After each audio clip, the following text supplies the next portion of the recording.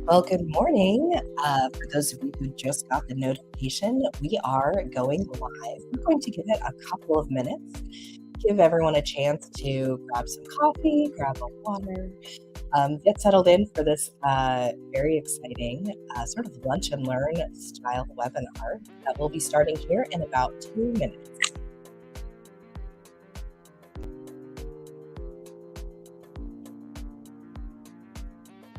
And for those of you who are joining us, go ahead and drop in the comments where you are logging in from. I know we have quite a few registrants who are all over the globe. We would love to see all the different countries represented. So let us know in the comments where you are logging in from. And we'll be starting in just another minute here.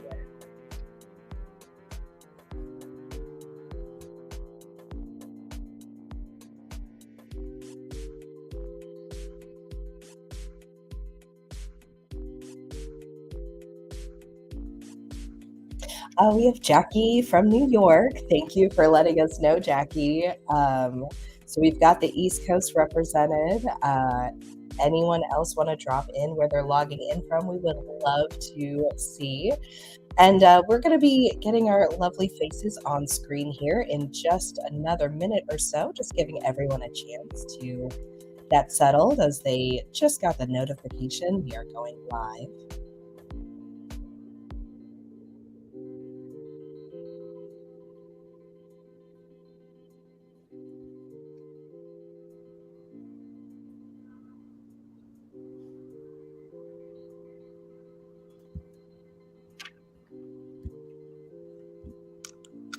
Okay, so let's go ahead. We're going to pause that calming hold music there. And so we are live. Welcome to everybody that is joining us this morning. And actually, I'm having trouble with some of our sound. I'm Victoria with Bridgeline. We have Landon, Carl, and then Josh. I cannot seem to unmute you. So at some point, we may need to do a quick reset. Oh, there we go. All right. So now we are all here.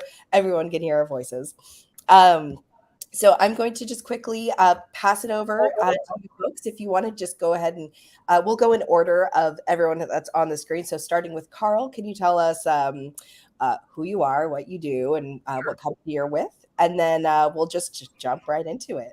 All right. Before I do that, I have to say I love that on hold music. Very, very sultry. And, goes well with your voice. I know you're not feeling well. You're under the weather a little bit, so appreciate Victoria you hosting here today, given the fact that you're under the weather. But so I'm Carl Prizzi. Many of you may know me. I head up our revenue team here at Bridgeline.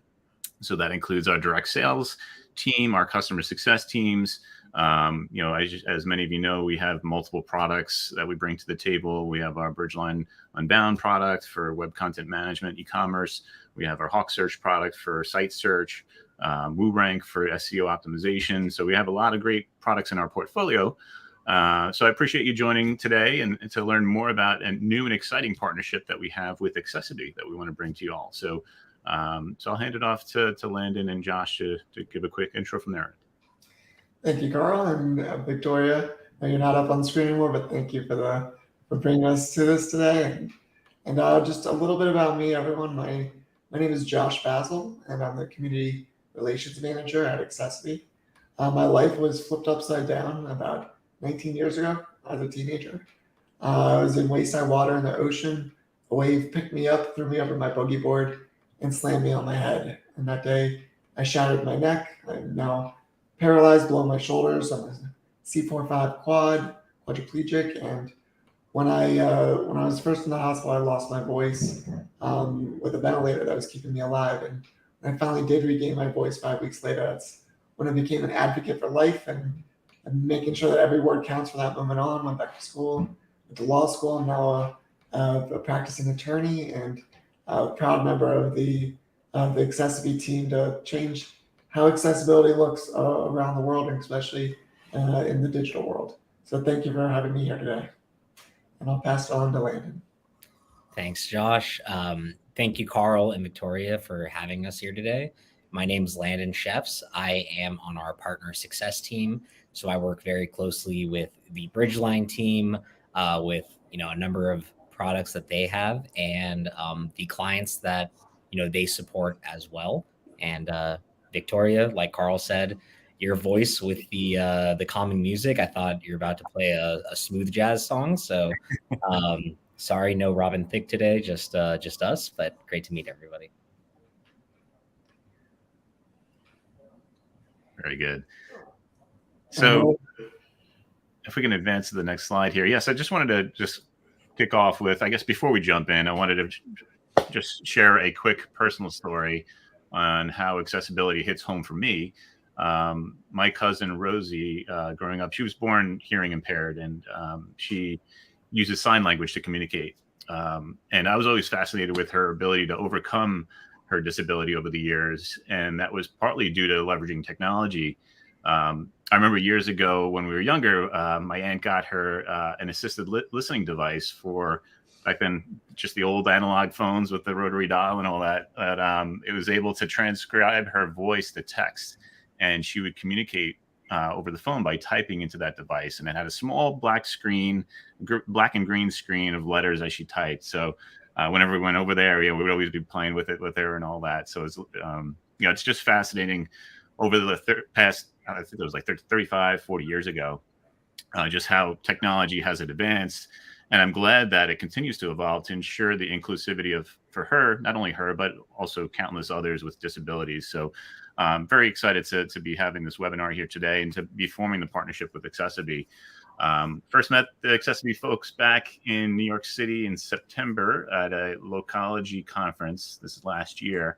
I immediately thought of my cousin Rosie at the time, and met the co-founder Deckel, met Landon there, had a great time. We hit it off at the networking after party of the conference. And ultimately from there, we worked up formalizing a partnership. We launched the partnership in May, and we've gradually been talking to some customers, but now we want to announce it to our complete customer base. And that's what today is all about. It's really bringing it to the masses and talking about the innovative solutions that they provide and really the value of their solution.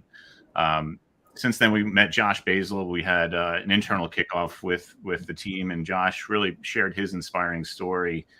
So I'm very honored for him to be on the webinar with us today to really share his story and for you all to understand the importance of accessibility. Really, at the end of the day, it is important for all of our customers to be ADA accessible. And up until this point, many of you may have been working with us on a manual audit and some development services to help you achieve ADA compliance. But we're excited today to be able to provide this innovative solution to all of our customers across the product suite. We have it integrated into our products as incremental license fee. So it's really a turnkey implementation. So we can get up and running very quickly. And there's a ton of benefits that come with the product. And I'll let Landon and Josh speak to a lot of the details here. But without stealing too much of their thunder, just some quick touch points here. Social responsibility, providing equal access to everyone, expanding your audience and having a broader reach there. And along with that comes a lot of ancillary benefits around SEO, driving more traffic to your site. The search engines rank sites that are accessible higher in search results, if they have alt tags and things of that nature. So we'll get into a lot of those intimate details today. I think probably one of the big number ones from a business standpoint is reducing that risk of legal consequences. And at the end of the day, just inclusivity makes for a better business and a better user experience overall. So without further ado, I want to hand it off to these guys, both Josh and Landon, to provide us with more information on the powerful solution of accessiBe.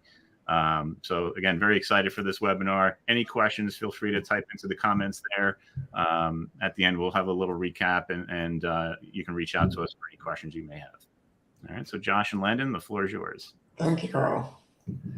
And so kind of the best place to start is kind of at a glance, the big picture. When it comes to disability, it truly is not a matter of if, but when disability is going to impact whether you in your own personal life, someone you love, a coworker, or you're in a business where you're helping people with disabilities, or you have an employee. And so if you look at the numbers, 26% of adult Americans have some form of disability. That's a big number. We're talking about 60 million plus people. But then when you talk about the internet, being millions and millions of websites, yet only 3% of websites meet web accessibility guidelines, which is not a good statistic. We can do better, and the way that we do better is raising awareness. And the fact is that only around 25% of business owners can accurately define web accessibility, and that's why we're having these conversations today. These are healthy conversations of what web accessibility is, why it matters, what the big picture is of bringing in inclusivity into your brand, having brand loyalty come back with more customers that have better experiences, and just really the smart business opportunity of opening your doors to all people rather than closing them right on the homepage. So we're gonna now jump to the next slide and kind of give you a little bit more understanding of what web accessibility is. So when you go to a website with a disability, you end up finding lots of barriers a lot of the times on an inaccessible website, where you have your menu, and if you're trying to go through the menu, there's a drop-down menu, but you can't access it, or there's a link and you can't click it, or there's a search bar and you can't type with your voice to be able to put in your search in. Or I've even been on a person's page where I'm trying to do the contact us, or even trying to put in my credit card information, and it wouldn't let me, pay and check out. And I was stuck, and I had to wait till somebody came home, a friend or a family member, to help me. Which it's really having barriers on the website where all you really want to do is experience it just like everyone else. And that's where web accessibility standards and rules, behaviors, and guidelines have come in to help web developers or website owners understand what the kind of how to make your website operate safely and effectively for people with disabilities. And that's where you get to that compliance level. Next slide. So why web accessibility matters. No business owner wakes up and saying, what, we want to block people with disabilities from being our clients. No, nobody does that. But just a lack of awareness, lack of understanding of how to make their website accessible, how to make it compliant, and what are the best practices, how do we do it? So it's so much about web accessibility is just opening that door to, we talked about the 26% of adult Americans, but we're really talking about 15% of the world is living with some disability. And 75% of Americans with disabilities report using the internet every day. The internet is our gateway, our portal to the outside world. Can you imagine not having the internet for a day or a week or a month? Making your website not accessible. Those people with disabilities are blocked from being able to benefit from everything that you have to offer and being a part of your business journey. And lastly, there's just so much money within the disability community. We're talking about billions of dollars just with people and buying power of people with disabilities. But then when you integrate the family members, the friends, and the community behind people with disabilities, we're talking about trillions. And it's, as an advocate as a person with disability, I like to share my good experiences and my bad experiences. And you don't want to hear, the family members and friends don't want to hear about the bad experiences on going to your brand's website and not being able to experience it. And it's just smart business to make accessibility a part of your journey and part of your DNA, and to do it now rather than later. Next slide. So now I'm going to do a quick demo and show you what web accessibility looks like for me.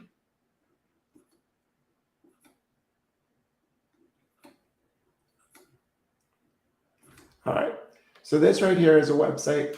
It's a typical kind of e-commerce website. You're on it. And if I'm on this site, and I like to use my keyboard. So I have an on-screen keyboard here that I tab through. So if you look at the top left of the screen, you'll see I'm tabbing through the site, and then it gets to the search bar. It goes to the menu, and living room is an actual drop-down menu. But when I tab on it, it skips right over it because this website doesn't have accessibility built into its code. And then there's all these things that you can do shortcuts with keys. So H is supposed to jump from header to header. M goes to menu. B goes to buttons. And these are my shortcuts to be able to go around the site But unfortunately, the web accessibility is not there. So the way to get around that is basically with accessiBe, you'll find access widgets that you're able to get integrated into your site, in no time. It's a really simple, seamless process. And then you'll see this icon that comes up. And this icon ends up allowing you to create accessibility into your site and integrate it. So the access widget, the one I like to use the most, is the keyboard navigation. So once that's activated, and you're on the site this time, you're able to then now see the drop-down menu. I'm able to explore the website from different headers, different buttons. I'm able to go to the menus, and it's a really fun way, an easier way to make every click matter for me. So let's also explore some of the other options. Let's say you're a person with a disability. We're talking, there's millions of people with disabilities. Let's say you're prone to seizures. The seizure safe profile, if you look on the bottom right of the screen, it's showing a GIF of blinking lights.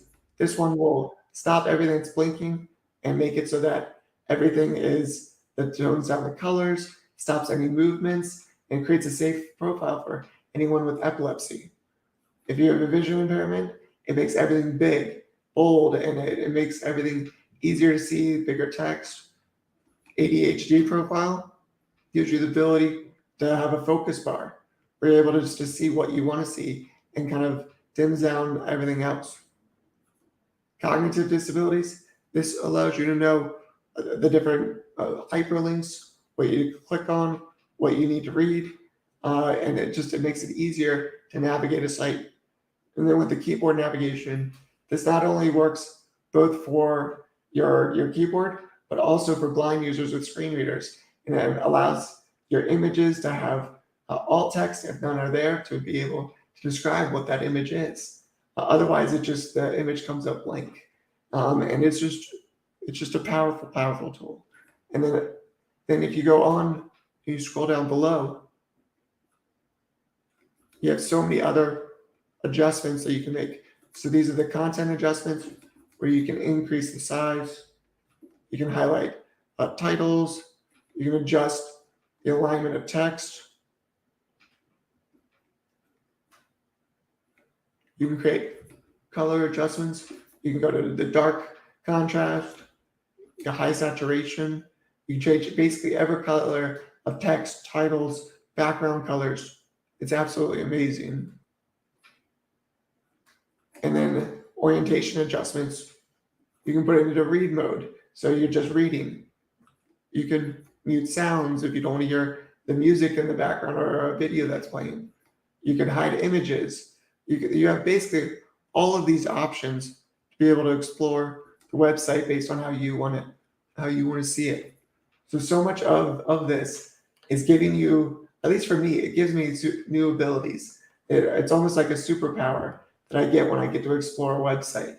And it gives me power and choice to have a better, safer experience. And for any person that comes to your site, giving them that choice, no matter what their abilities are, it's an incredible experience that we now have in today's world to improve your website and to bring it to the next level. And to basically the access widget works for you and is part of your team, part of your journey.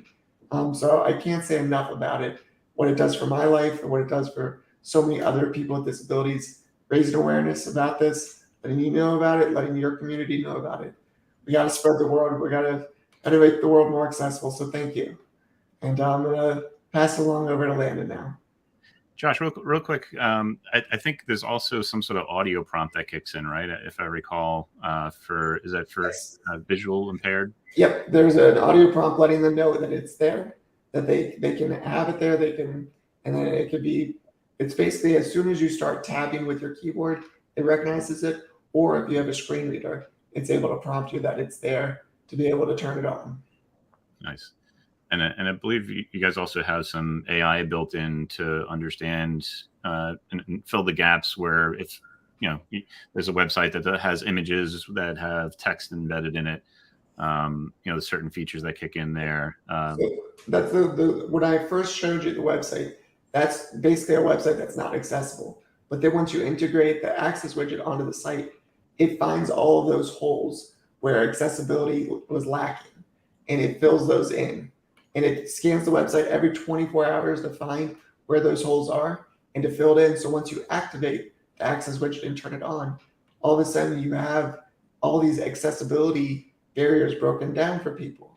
And it's amazing how that technology is. And it's, you can't flip a switch with accessibility and think the job's done. It's a job that has to continuously happen every single day. Using artificial intelligence to be a part of your team and make that possible every 24 hours. It's the future, and the future's now. And being a part of it and integrating into your site, it's going to take it to the next level for people with disabilities. It's fascinating. Yeah. Landon, I know you're going to speak to some of the business impacts, right? The benefits from a business standpoint. I know we talked a little bit about the legal ramifications and all that, but I think you have a few slides to share as well, right? Yeah, absolutely. I'll also be covering a little bit about what you've just asked about regarding the AI. Awesome. Okay. But to Josh's point, the AI that you've probably seen in some of the demos I've provided to some of your clients, in terms of, for how this is going to work with blind users, it's actually the same AI that's kicking into place when Josh was navigating the site using his keyboard. So it all is sort of tied hand in hand there. But I will go ahead and go to, why this is important for your business, and a little bit more about the solution, the market, the legal landscape, everything else that Carl mentioned earlier. So the legal aspects of web accessibility. And moving on from here, the main litigation or the main law that we're really talking about here is called the ADA, or the Americans with Disabilities Act. And what happened is that in 1990, the Americans with Disabilities Act was signed into law, predating the internet. This was more about physical spaces. But then a major change happened where this started applying to websites. The Department of Justice released guidelines on web accessibility. That's something that Josh was referring to earlier. And it affirmed that, websites are considered places of public accommodation, and therefore they must also comply with the ADA, or, they are vulnerable to litigation, lawsuits, demand letters, all of these different things that are out there. So the law does require accessibility, and these regulations are being enforced, in some cases by, the government itself, in other cases by people who want equal access to the internet and simply don't have it. And it's a true case of discrimination. There's also some lawyers who may have found, a system of, we know if we could send out demand letters in mass, some are going to sort of stick, right? So what we've seen is that in 2022, and really it's been every year that I've been here, the amount of lawsuits and demand letters have had significant increases. The important thing to note is that most of these, as you can see, the percentage we have is 97% of these cases are settled before going to trial. That is, of course, a big part of, sort of the strategy of, how can we, as, a legal team who's sending these out in mass, maybe make some money pretty quickly. It has created this almost friction that isn't necessary between people who do truly want equal access to the internet and business owners who, feel like they're almost being targeted, right? And that's something that we want to bridge, because like Carl mentioned earlier, most business owners aren't waking up and saying, I don't want my site to be accessible. It's simply because they didn't have the tools or resources to do it in the past, or were just a bit unaware of the options of how to make a site accessible in the past. So, if you do ever get to the litigation stage of things, talking a little bit about the average cost of demand letters under the ADA for small businesses Of course, these numbers do rise. The more money you make, the more traffic you're getting on your site. But we're usually talking about, all in all for a small business, about $40,000 if you're not proactive and getting ahead of the web accessibility curve. So, that is attorney's fees. That's the cost to actually make your site accessible. And of course, the actual settlement itself. So, the reason that we're doing all of these numbers here as opposed to just the settlement is because of the fact that you can't just sort of pay and walk away. It is something where you are asked to then go ahead and make your site accessible.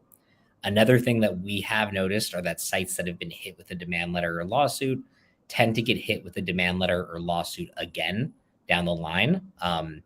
I've definitely had some conversations with larger companies, at least, where they've settled maybe 4 or 5 times outside of court, and it's like, all right, let's do some major work to your website. Let's make sure you're accessible. Let's avoid the situation moving forward and make a better user experience for your clients. And what actually makes a website compliant? I know, especially if you're not developers out there, it can all sound a little complicated and complex, but the ADA, the law that we were referring to earlier, and other laws across different countries, laws within Canada, laws within the state for public entities, for example, they all fall back to something called the WCAG. No need to remember the acronyms here, but it's the guidebook that Josh was referring to earlier that basically just states this is how a website should look, interact, feel for a person with a disability or any user who uses an assistive technology. What can make a website WCAG, again, the Web Content Accessibility Guideline, compliant? So blind users or even low vision users who have a screen reader downloaded into their operating system are having the content of a site read out to them. That's where our AI that Carl was referring to will actually kick in, fill in some of the blanks so that blind users are getting as much context as possible. Keyboard navigation compatible for people with mobility disabilities. This is what Josh was referring to earlier with tabbing through a site and not having access to be able to quickly navigate, not having access to some of the drop-down menus, not having access to input your credit card, which is, not just a bad user experience, but actual money coming out of that company's, it's coming out of their revenue. The UI design compatible for people with minor visual disabilities. My mom's old school. She makes a new Instagram every time she wants to post a picture, but she also, when she uses her Mac, does Command plus like 35 times every time that she wants to go on a website. That is sort of the old school way, when now there are options out there, when you have a site that has the access widget on there, to turn on a vision impaired profile, right? And now it's going to make the colors brighter or more saturated. It's going to scale up the content. And overall, it's going to make it a much easier browser experience for somebody who may be older, have low vision, or whatever the case may be. The site also needs to be safe for people with epilepsy or anybody who's prone to photosensitive seizures, and then have comprehensible content for people with cognitive and learning disabilities. One example of this is that within the Access widget, we have a built-in dictionary. An example we always use is if you come across a website that includes a term like binge watching, you can actually look that up right there and get a quick definition, right? So just letting people know the context of everything on the site and making it a pleasurable user experience. Couple of examples here. Alt text, this is going to be most important for anybody who's using a screen reader. Again, a blind user who is either using one that's downloaded to their operating system or is using one that's built in within their operating system. This is describing what is happening within an image, including the text and including, the object or objects within the image itself. So this is something where if a website is inaccessible, it may just skip over that image completely. If you are selling something online or you have important information that's sort of embedded, the text is embedded within that image, you may be missing out on a major call to action to a large community simply because they didn't know the context of what was happening on that image itself. With Access Widget, we are going to actually go ahead with our AI, our text recognition, as well as our character recognition, image recognition, and explain what's happening within that image and fill in that void. So a blind user will now have that additional context. Another important thing, and this is more on the front end, as you saw with the vision impaired profile or the wide number of individual adjustments that you're able to make, but color contrast. This is one of the most common errors you're going to receive if you were to run a test on your website. And, we do understand that sometimes you want to stick with your branding and this great design that you've created and not have to think about, every single aspect of, all right, does the blue not look great on the yellow or whatever the case may be? But this is something that can make it very difficult for somebody with low vision to actually navigate the site and be able to read all of the text that's there. Same with text resizing and fonts, making sure that we're using fonts and, readable text sizes for people who may have low vision. All of these are covered within the Access widget by either making individual adjustments or using the vision impaired profile. So what are the business benefits of having an accessible website? I know Carl hinted at them earlier, but SEO and user experience optimization, tax credit eligibility, and third of all, brand inclusion. But I do think that this goes very much so hand in hand with social awareness, social responsibility, and DEI promotions that any company may be having. So first, discussing SEO and UX optimization. An accessible website can mean a better performing website. Before we even dive into the SEO itself, one important thing is, if you are spending money on a website, which is, how you're marketing your business, and you're creating a funnel of first getting users to the site, having users then become interested in products, adding things to carts, purchasing, or, if it's just giving you a call, making an appointment, whatever the case may be. If a website is inaccessible, you may be automatically losing out on clients that have disabilities simply because the site's inaccessible, right? So that is something that is very important and also does play a role in SEO if you're going to have a bounce rate, especially, very quickly because the site's inaccessible. Over 800 websites were assessed before and after becoming accessible. This was a study done by SEMrush and accessibilitychecker.org. We saw a 12% increase in overall traffic.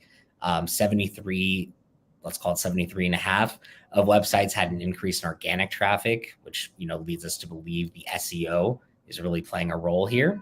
And 50% of organic traffic of websites increased up to 50%. So again, just from this sort of ROI standpoint, by creating the best possible user experience, you are being rewarded in a way other than just by making your clients happy, but by turning it into actual new leads, new clients, new revenue. And accessibility makes the user experience better for everyone and improves SEO. So 75% of people form their opinion on websites based on aesthetics. Nobody likes to go and look at an ugly website. And the number one people dislike websites if they're claiming that they're cluttered or overwhelming. This is a great way to sort of simplify things.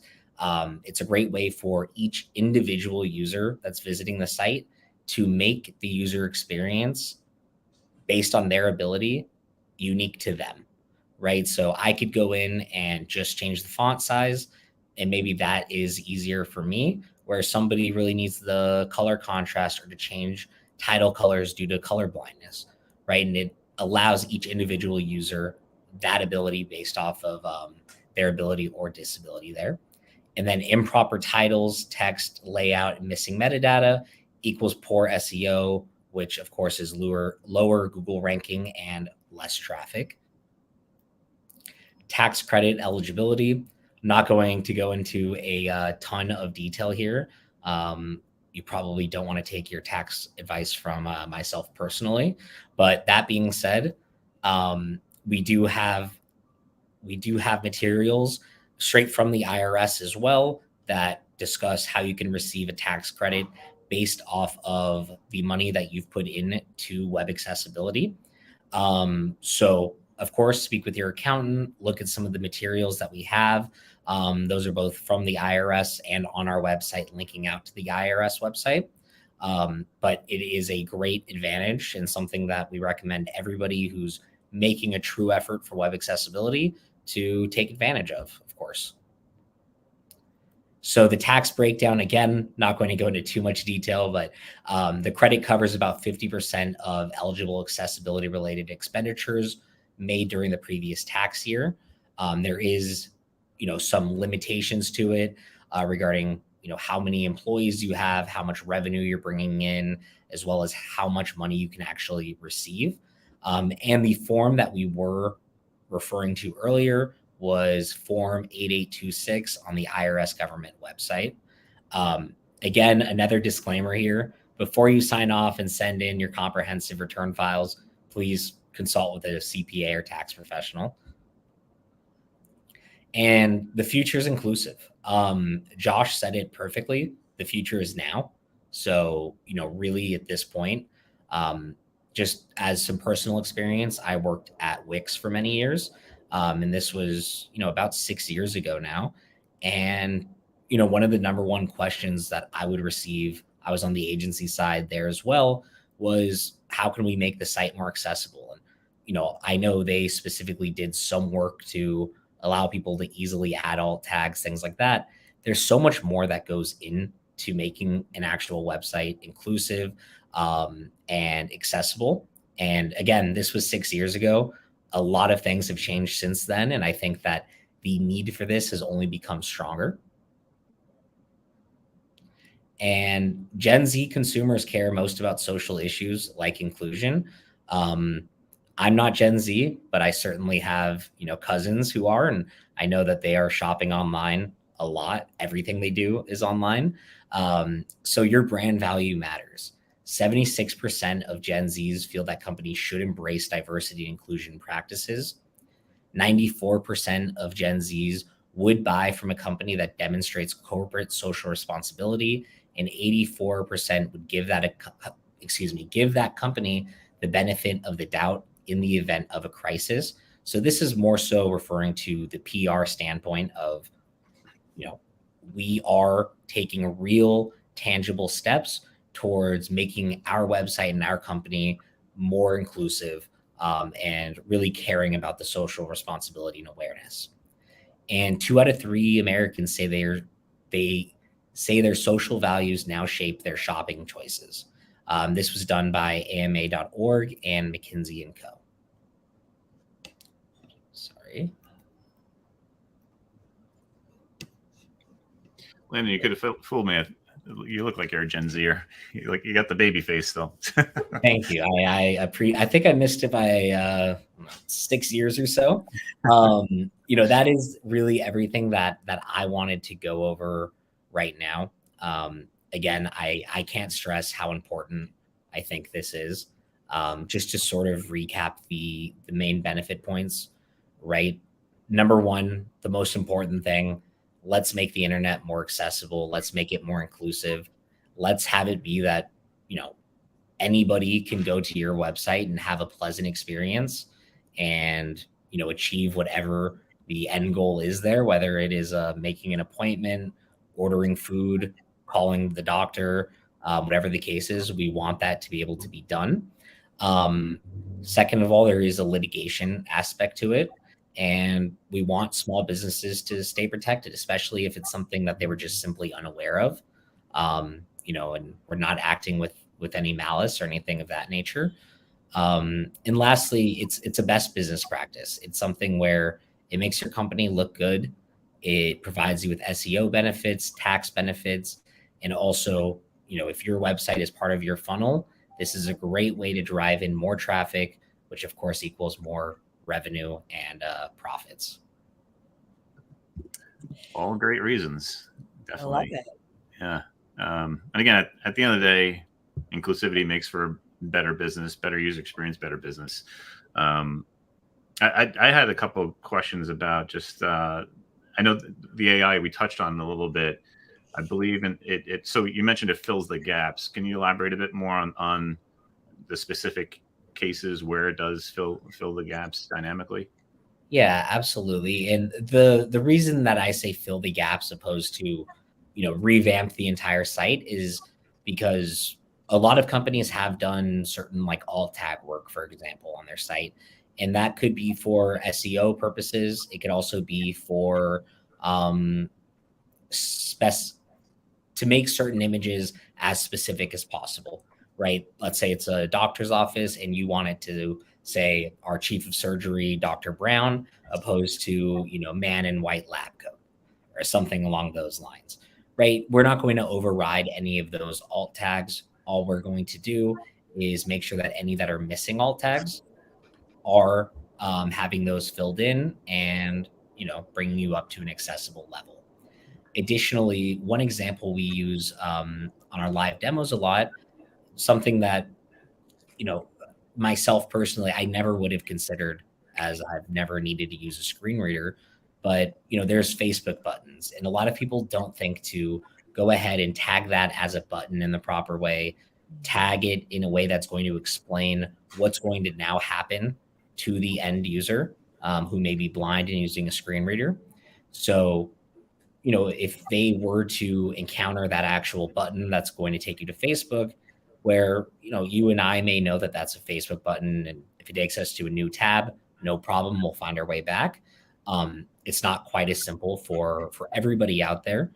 And, what ideally you want it to say is something along the lines of button, Facebook, new window, right? That's providing the user with a lot of additional context to let them know, hey, this is going to, I could click on it. It's going to take me to Facebook. It's going to open in a new window. Where right now, an inaccessible website may just simply, not have anything there, and it may just skip over it completely, or just say logo, button, something along those lines without a lot of context. To Josh's point earlier, when he was talking about using keyboard shortcuts for headers, right, and being able to navigate through headers quickly, right? Sometimes people are using the same sites over and over again, or, they're trying to skip to a certain part of a website and they know where they're trying to go and they want to get there quickly without going through every single part of a website. We will be adding, proper, essentially the proper formatting and hierarchy so that we know this is a header, this is the order of the headers. And of course, if you've already done steps to do so, we're going to maintain what you've created. This is just to fill in, again, any blanks that are missing there. Does that answer your question, Carl? It does. It does. And yeah, I've seen a demo where you showed a dynamic alt tag generation, for example, where Yeah.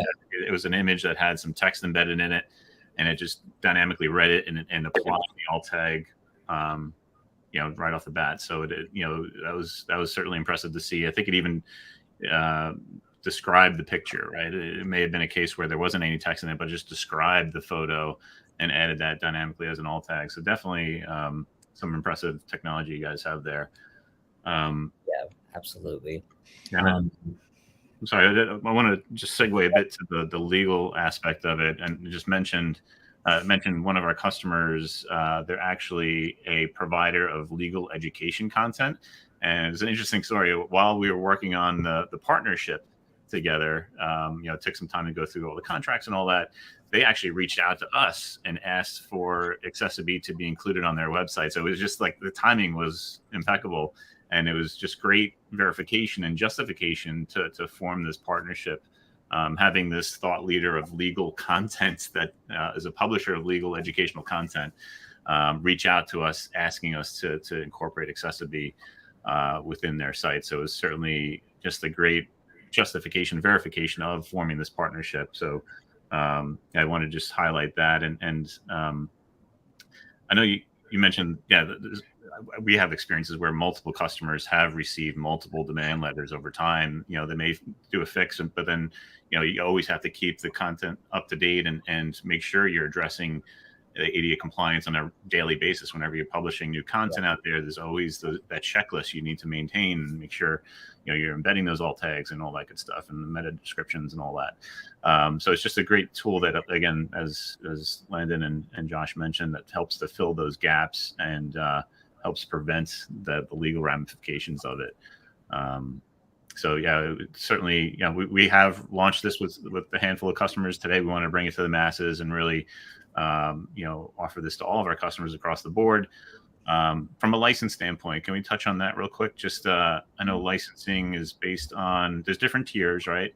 And then if we speak to the specific aspects of each of the tiers, I think it's based on page volume and traffic. Is that right?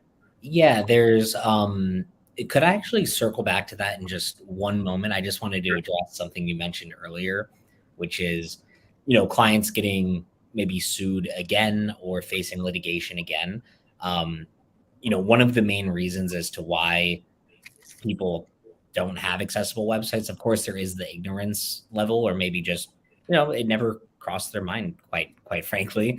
But the options that have been on the market up until this place have been sort of do it manually, which, if you have a large internal development team who's trained in accessibility, maybe Coca-Cola or something like that, then, you might have the resources to do that. We're usually talking about a very high price point, an ongoing, I should say it's a never ending process in that point. As well as, every time you want to add new content, you need to go back to them and have them make those changes. Where, as Josh mentioned earlier, we're scanning for new content every 24 hours, remediating that content, and it should be accessible and ready to go right after that. The other option that's been out there has been sort of like free plugins where maybe you can make the text a little bit bigger, change the font. It's maybe a step in the right direction, but it's not doing everything that really needs to be done, especially on the back end for blind users or users with any sort of motor disability. So to speak to your point regarding licensing, yes, it's based off of two major factors. Our pricing is pretty transparent on our website as well, but the pricing is based off of, number one, page count. So a great way to check how many pages your website has, if you don't have access to your sitemap or anything like that handily, is to do in a Google search, site : without a space, your URL, and just the URL, nothing at the end. The amount of results that appear, in most cases, is an accurate representation of how many pages you have. So just something to keep in mind there. Our tiers, 1 to 1,000 pages, 1,001 to 10,000 pages, 10,000 and above, so on and so forth. The other thing to keep in mind is website traffic. A great free tool out there to use is similarweb.com. You could plug in your domain and it will tell you the amount of traffic that you're receiving on a monthly basis. If you are, anywhere close to 100,000 monthly visits, I definitely recommend reaching out to the email that was on the screen a moment ago. I believe it was success@bridgeline.com, Carl. Correct. Right? Success@bridgeline.com. As you would qualify for our enterprise plan. Please keep in mind that all of Access Widget users are receiving our litigation support as well as our accessibility statements. It's just that for websites that are receiving that much traffic, we want to work with you and our engineers, you and our legal team. We want to, make sure that you, just because of the amount of traffic you're receiving, really have everything you need from that standpoint to get you up and running and set to go. Yeah, that's a great point. So that litigation support, I don't know if we really touched on it too much, but it in addition to the Access Widget, which is the technology, there is the underlying services team for litigation support, but also I think for like offline content, requests, things of that nature, right? I know there's a team of services, different offerings that you provide there as well, right? Absolutely. accessiBe is the company. accessWidget is the solution that Josh used in his live demonstration. We have a services team. I don't want to say it's limitations on accessWidget because it's quite frankly, nobody can do this in an automated manner. But downloadable files. So if you do have PDFs or spreadsheets or anything of that nature on your site, I would double check using certain tools online to see if they are accessible. And if not, we do have a team that's able to bring those into compliance. I would say first and foremost, it's most important to make sure your actual site is in compliance, and then move on to the PDFs down the line or downloadable files down the line. This also does apply to media that doesn't have closed captionings or transcripts, anything of that nature. That's also a service we're able to provide. From the legal standpoint, some of the things that we'll be providing, number one, which is our accessibility statement. This is a legal requirement. It acts as sort of a certificate of performance, basically. And it's going to explain any changes that have been made to the site, to the browser, how it's compatible with different assistive technologies, also how to report any issues if any were to be found. And these are going to be reinforced with monthly compliance audits, just making sure that you know where you stand every month in terms of accessibility and compliance, but can also be downloaded and shared as proof of ongoing efforts to maintain that compliance. That is typically, all you need to really heed off some of the litigation is you are doing the work to make your site accessible to the proper standards, make a really great user experience. If you ever were to continue being, if you ever were to continue down the path of litigation with a demand letter or lawsuit, we would open up our litigation support ticket. Again, no additional cost. It's many of our teams very involved in the process. And we look at the claim of why the site is inaccessible, check if that claim is even correct or not, and explain in technical terms why that claim is false while we work with your legal team or your client's legal team, whatever the case may be, to help get out of that situation, quite frankly. That's awesome. I guess the last question that I know has come up quite a bit in some of the demos we've done is just around the development effort or the implementation effort. Again, this is a partnership that we've established, so we've invested in the integration, making it very easy to enable accessiBe in all of our products. So it's certainly just sort of a turnkey type of approach there. There's some training and onboarding that comes into play, but I know folks often ask, like, oh, do we need to update CSS or anything like that? Typically it overlays on top of the CSS, right? So it just dynamically adjusts CSS based on common styles and all that. Is that right? Yes. So everything is session based. So it's not making a big change to the website just by having it on there. It's just a little bit of code that's going to live at the bottom. It's that when you go ahead and turn on certain profiles, that's when it's going to make some changes. The implementation is pretty straightforward. We always recommend double checking, hey, is everything running smoothly, by tabbing through the site, something along those lines, turning on a couple of profiles, right? If you ever see any issues, reach out to Bridgeline, reach out to our team. We'll be happy to support you. And then also another thing to keep in mind as well, but sorry, to answer the second part of your question, no, there's not really much more that you need to do on your end besides keep an eye out.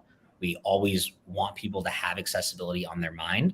It's just that we understand that not everybody is an accessibility expert and web developer. But when you are making changes to your site, or if you're revamping your website, please, of course, keep accessibility in your mind. Build the foundation of it in an accessible way. We want to be there to, make sure to bridge any gaps and get you to that next level. But it's something that we never want to steer developers or e-commerce managers, website managers to turn away from simply because there is a solution that can make it a bit easier for them. Does that make sense? It does. It does. I know you mentioned it's session based, but it does persist from session to session, right? So like if the front end user adjusts for, they set a certain profile, when they come back to the website, it's set in that profile setting, right?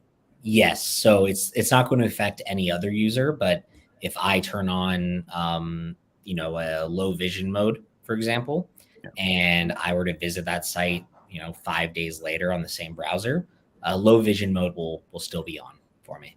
Cool.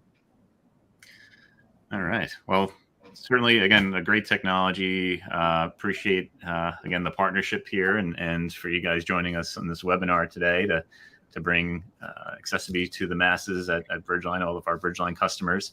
So again, quick takeaway, any questions at all, reach out to us directly at success@bridgeline.com.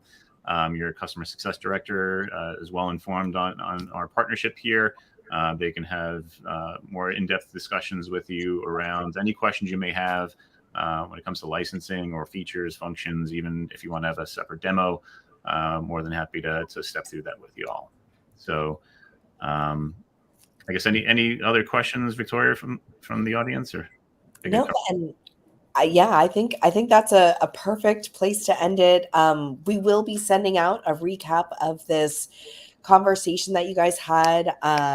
We'll be sending that out in about a week, along with the recording of this webinar. So if anyone had to drop for any reason, they will have access to the full recording, the full conversation.